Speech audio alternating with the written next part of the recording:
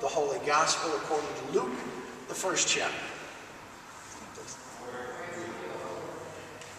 In those days, Mary set out and went with haste to a Judean town in the hill country.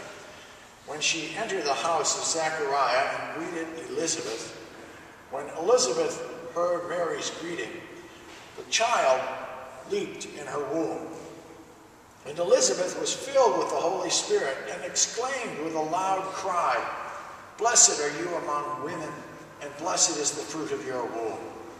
And why has this happened to me, that the mother of my Lord comes to me?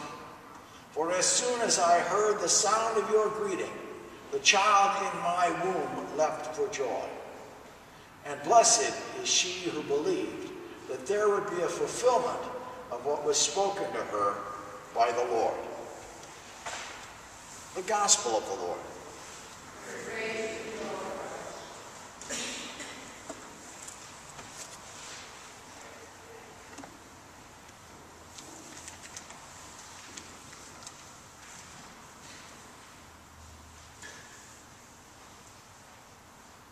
I don't know about you, but every time I have made a decision totally and completely on my own, without consulting anybody, it has turned out to be an unmitigated disaster.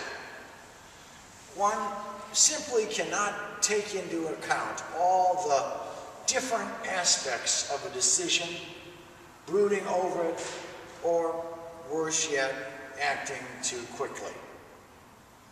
Big decisions take time, lest they be dismissed as unworkable, too easily put into action, or put into action before the kinks have been worked out.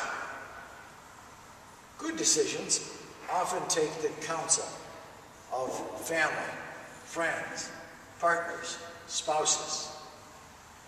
This morning's gospel is all about people who made wise choices in the midst of what were, to put it mildly, very confusing circumstances.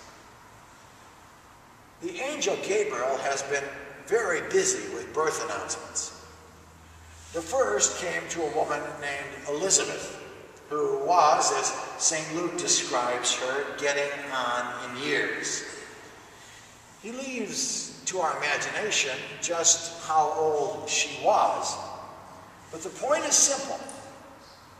Elizabeth and her priest husband are childless, and neither one of them expected that situation to change until Gabriel shows up, disrupting Zacharias' well-planned liturgy and telling him he was going to be a father. This was the angel's first birth announcement. This one was greeted with protestations that the angel had to strike the child's potential father dumb in order to keep him from giving away all their secrets. The other birth announcement was more troubling because it was to a young girl. Mary was a very young woman. She too hoped for a child someday, when it would be appropriate, but not now, not before she was married. So we meet two women who were pregnant. One of them is too old to be a mother, and the other is too young. I have always wondered about the chronological order of events. St. Luke remembers that Mary set out with haste to visit Elizabeth. In St. Matthew's Gospel, we've got Joseph pondering if he should take Mary as her wife or divorce her privately. Had Joseph's reluctance caused Mary to waver? Was she rethinking what she told Gabriel? At once certain, was she still sure that she would be able to do what she had been asked to do by God? Mary has a major decision to make, and she was wise enough not to try and make it alone. The two women had to meet in order to sort out these sudden life-changing events. This was an equally important meeting for Mary because all the hin and romance aside, she may have begun to wonder if she made the right choice. And who wouldn't?